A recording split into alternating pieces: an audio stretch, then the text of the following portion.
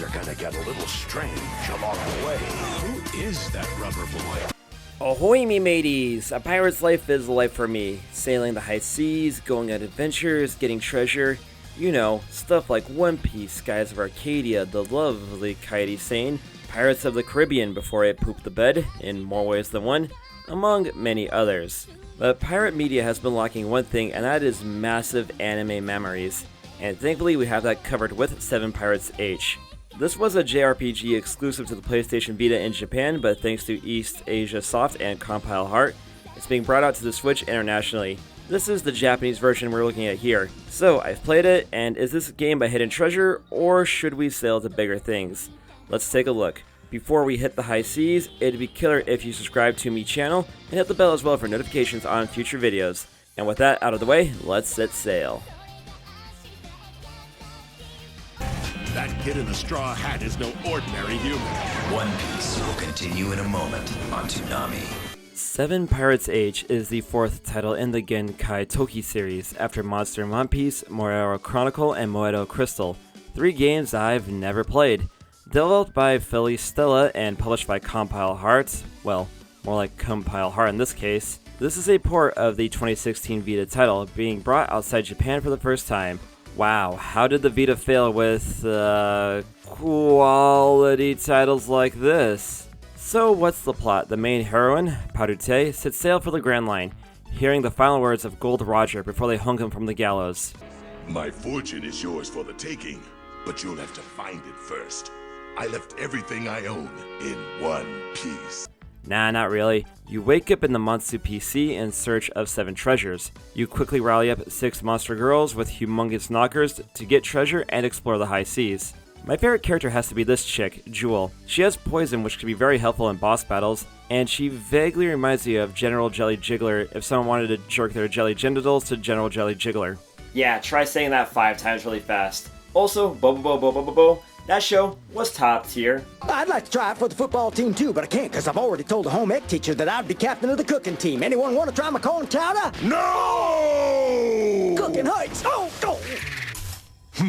7 Pirates H, being a Vita game, one with a presumably low budget, couldn't be as big as other pirate titles, so concessions had to be made.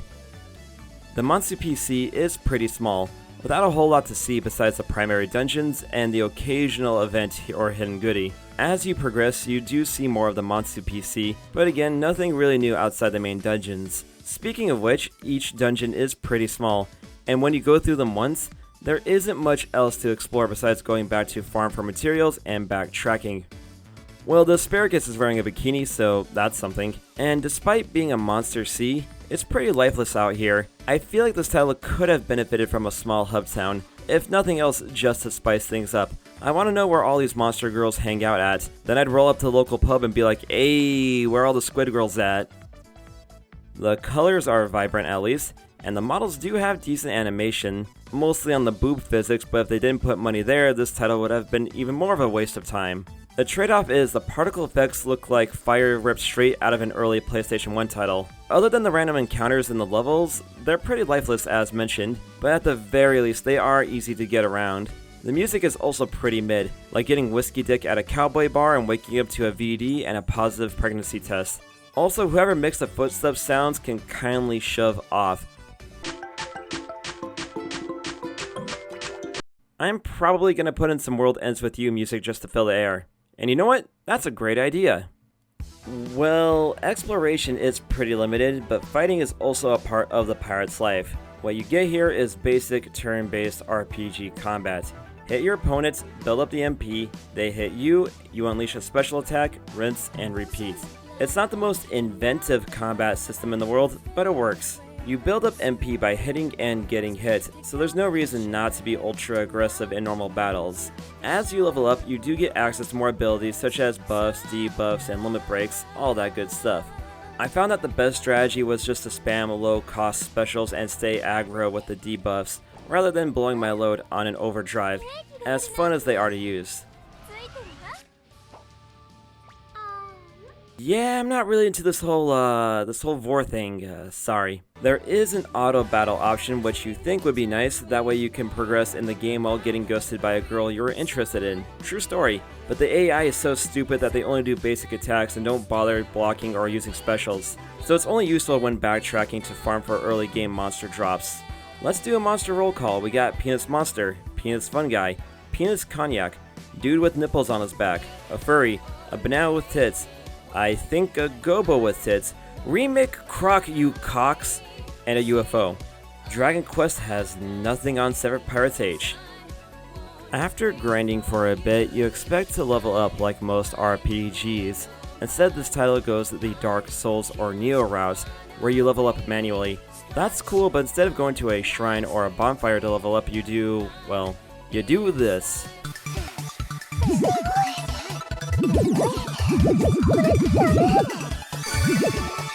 The big gimmick of 7 Pirates H is that you adjust your character's boob size to alter their stats, like size and height and stuff like that. So bigger boobs means more power, but a smaller chest means better agility.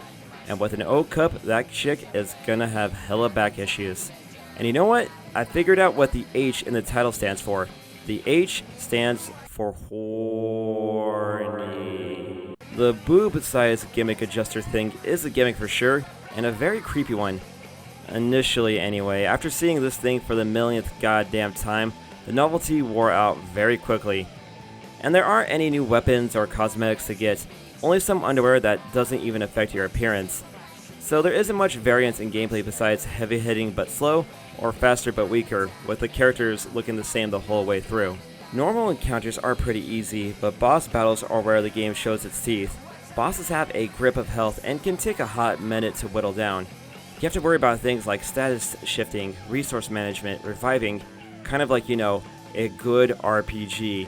The brief serotonin I got quickly fell apart when I figured out how you finish off some of the bosses. Sometimes the bosses will have this red meter, and that's fine, but after you get that down, the boss still isn't finished off. Turns out you have to charge the second meter by playing a little minigame, and by play a little minigame, I mean mash the A button while looking at these tits for the pink fuck to ride in on a dildo and blow up the boss. Oh yeah, the pink dildo missile thing is totally worthless in normal attacks and boss fights, and some of these battles can drag on forever.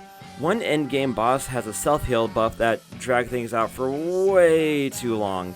So the best part of the game runs out of fun about halfway through the title. Thankfully this game is only about 15 hours long, so not that long, but still. But I've been avoiding the main issues of this game, like you avoiding your child support payments and eviction notices. 7 Pirates H has to be one of the most tedious, padded, and most importantly, boring games I have ever played. You get a long list of missions, some of which are required to progress, and it's either get the material from the bad guys or kill the bad guys.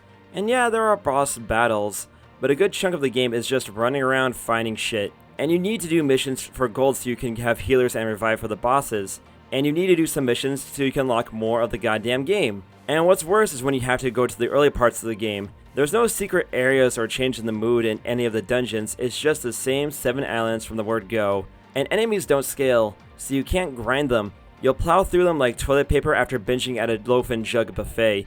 Yeah, it fills you up, but the next day is spent on a toilet praying for death. It's clear about halfway through the game runs out of ideas. The rival pirates disappear from the game, then you have to go back to each of the 7 islands to clear out the bosses, then you get to the final dungeon.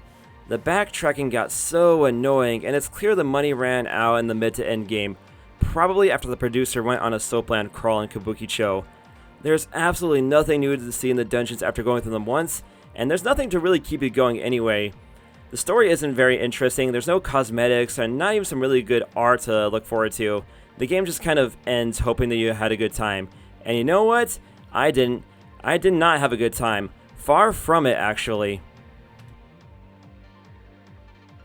Overall, 7 Pirates H, not worth it. The game is just way too repetitive, it's way too boring, doesn't do anything new, it doesn't do anything particularly well either. And the one gimmick it does have, the giant anime boobs, it gets old way too fast. And for 7 Pirates H, it's an RPG on the Switch, a system that has plenty of great RPGs for you to choose from. So I recommend just getting a better RPG and saving your anime fan service to something like Pigsiv or DeviantArt and just cranking your hog that way. And just 2 more things before we wrap up here. For one, this game is digital only, so I can't even trade in the physical copy for beer money like I usually do. And 2, YouTube doesn't really like these anime fan service cheesecake games, so there's a good chance this video is either going to get age-gated or demonetized, and that is no good. But if you are watching this video, I hope you had fun, and thank you for watching. So leave me some comments. What is your favorite pirate-themed media, be it a game or a movie or whatever? For me, you already know, Skies of Arcadia. And while you're down there, make sure you subscribe to the channel and hit the bell as well for notifications on future videos. Hit me up on the social media, Twitter, Instagram @ZMeetings. And with that out of the way, I'll see you in the next video. Later, everybody. Take care.